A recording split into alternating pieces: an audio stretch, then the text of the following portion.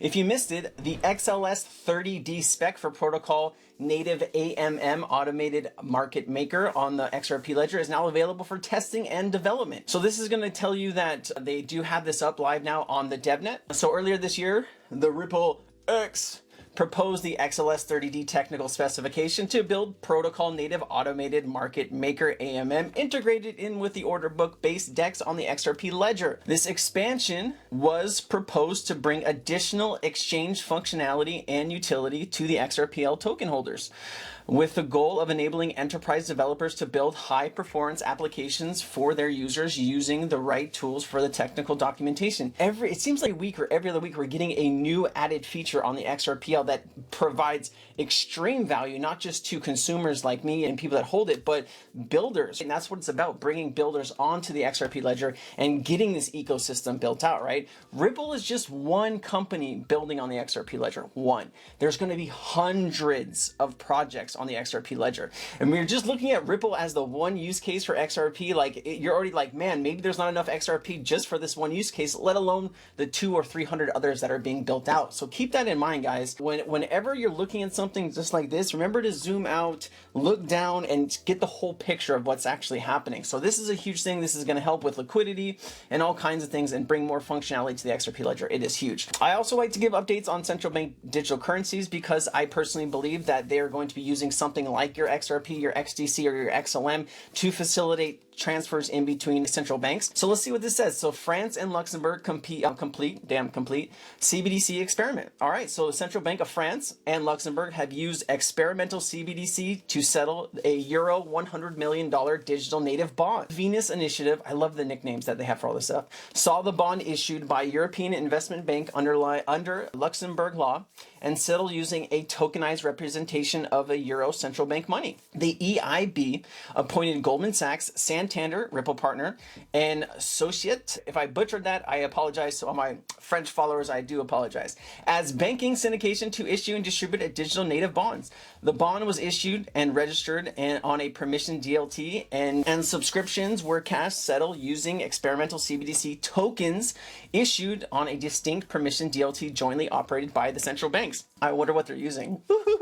They got to be using something, right? They don't just create a random DLT out of nowhere and decide to use that. So I wonder what they're doing here. But it's good to see this, right? All of these countries building out and doing this stuff. It's really getting exciting. Of course, central banks are going to bring a whole different host of problems in the world as far as governments having control over what maybe you're spending on and being able to track you even harder. It's going to happen either way. We might as well put ourselves in the best possible position to make money off of what's about to happen, right? We are really not in control here. The elites, presidents, prime ministers, and all those people are in control. And so we are just along for the ride at this point. And so you want to be understanding what these countries and these different nations are using to facilitate transfer and trade. And if we can do that, we might be able to make some dollars. All right. Warren Davidson, I think since our hearing on SEC Enforced Director, where I highlighted concerns of selective enforcement, we've seen massive failure by the SEC to detect and deter fraud in the FTX. What else are they missing? This is a gentleman, he's probably a Republican guy, Mr. Davidson. Let's see what he has to say here.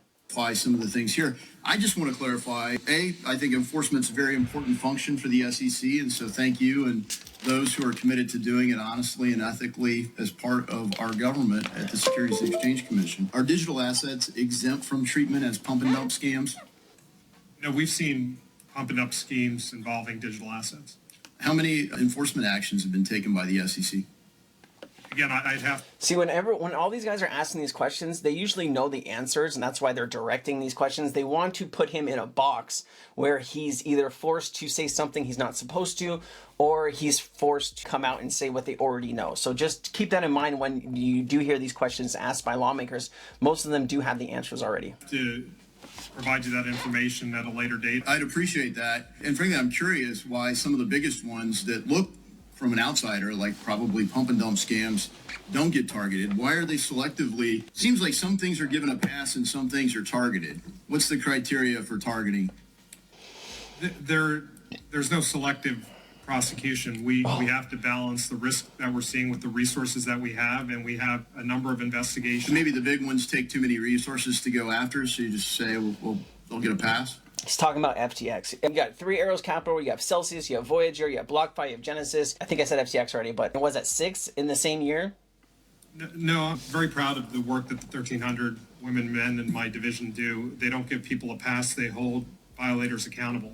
Okay, let me run a hypothetical scenario by you. Say an SEC official gives a speech at a conference, and the official begins, of course, by stating that, quote, their views are their own and not necessarily those of the commission. Anyone who's He's talking about William Hinman in the speech that gave Ethereum a free pass. ever heard an SEC office speak would know that this is standard, and they would not interpret it, the speech, as legal guidance.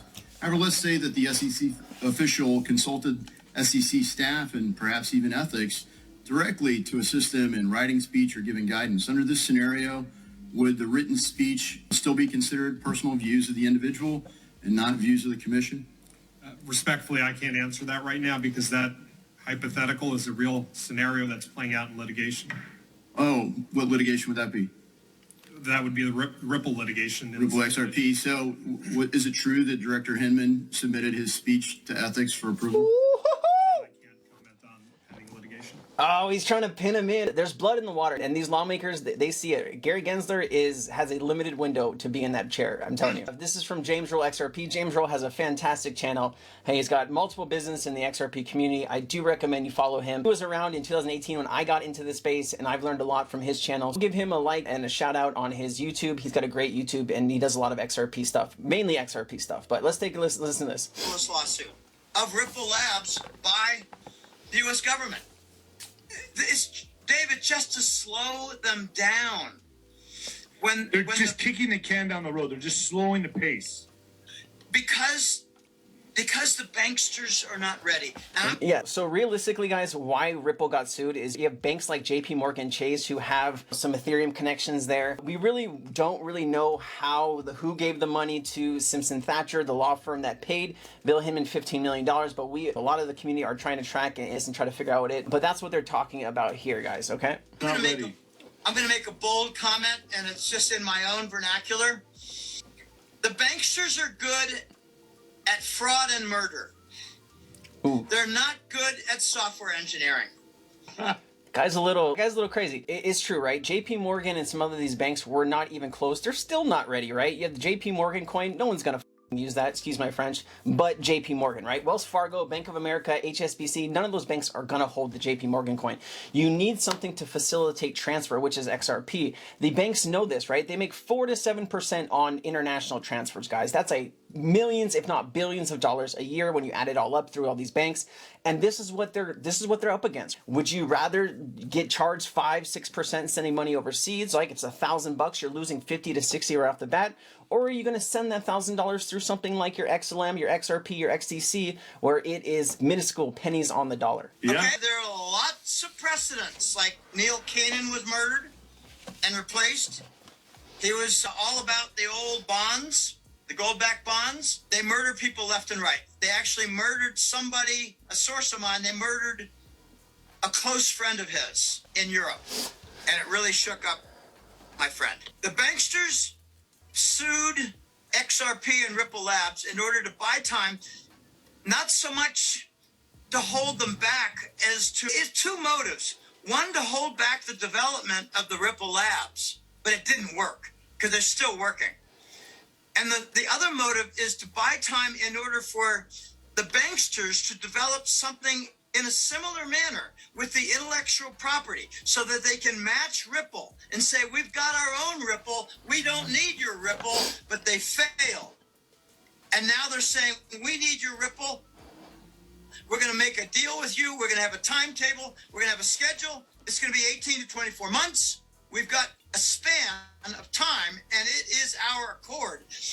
It's proof that the banksters failed in developing a similar system to XRP, and the same thing happened with Reggie Middleton. They failed in developing the building blocks for the digital financial structures that include banks and bond markets and stock market. It's the whole work. Guys, understand this. The bond market is 4 times larger than the stock market, right? So you're talking about trillions upon trillions and trillions of dollars. I want to also show you this. So this is from Nathan Price at Nate8855. He says, enforce security interests in digital assets against third parties, other known as perfection under the UCC. Perfection equals control. All states adopting, and some countries. Jimmy Valley said they created a cloud on title. So it looks like this is what this looks like to me, guys. There's a lot of stuff here, but this looks like states are getting ready and changing some laws and litigation to allow digital assets and what that's going to encompass, right? Because in the United States, every state has different laws. We do have federal laws as a country, but most laws go state to state. And so this is what this is right here. I'll include this down at the bottom. There's a lot of stuff to go through and read here, but this is pretty much what's happening in this thing. And I'll include this tweet at the bottom if you want to go ahead and read through all of this. But also here, you got today, I addressed the House of Representatives on the Gold Standard Restoration Act. My bill would return U.S. the gold standard and protect Washington against irresponsible spending and habits. Okay, if you look at the XRP ledger, they have the Basel III, which is going to be implemented here too, which is actually banks and institutions need to have real assets backing up the money that they loan or give out. This is what this is talking about. The United States is facing an inflation and debt crisis not seen in over 40 years. West Virginians have seen the value of their savings erode before their very eyes because of reckless tax and spend policies. We know who's responsible for the current inflation crisis, but what in our country's history has allowed us to get to this point? The answer can actually be traced back to 1971, when President Nixon took the United States off the gold standard. The gold standard means tying the dollar directly to the value of gold. Under the gold standard, any American would be able to trade their dollars for a fixed amount of gold. By linking the dollar to the value of gold, the money supply could only be increased if the supply of gold increases. This connection protects the purchasing power of your dollars. That is why I introduced legislation to return the United States to the gold standards. Had we been on the gold standard or some other fixed standard, we'd not be in the inflation crisis we're in today.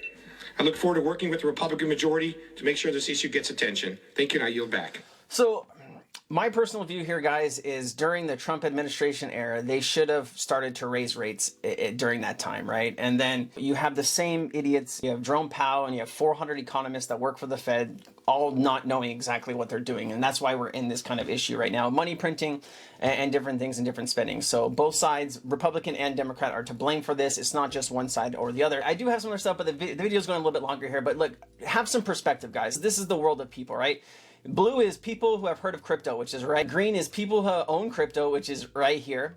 And this is people who have heard of XRP, right, which is yellow, which is here. People who own XRP, which is red. And then right here, this little red dot, people who own more than 25,000 XRP. So have some perspective, guys. If you're listening to this, it's still early and you still have time to take advantage of this fourth industrial revolution, moving everything from a fiat-based system to a tokenized-based system. You are running out of time, though. If you don't think right now is the time that you need to be getting educated, you need to rethink that. Millionaires and billionaires and whatever the hell you want to call it are made in a bear market, knowing what to hold and what to get into as the market changes over 2023 into 2024. You need to be prepared. Without further ado, guys, have a great day. It's Sunday. You're probably watching this on a Monday, but thanks for watching. I'll be making more and more content every day this week, so I appreciate you. And if you need help understanding all this stuff, guys, join our community. There's a free section, but if you really want to get into the nitty-gritty and really start learning and understanding stuff, you're going to have to pay. We have, it's like $50 a month right now for the first year, and you get, there's so much value in that. I promise you will learn something almost every day that you are in our community. Without further ado, guys, I'll let you go. Have a great day. Take care. Thank you for watching. Bye-bye.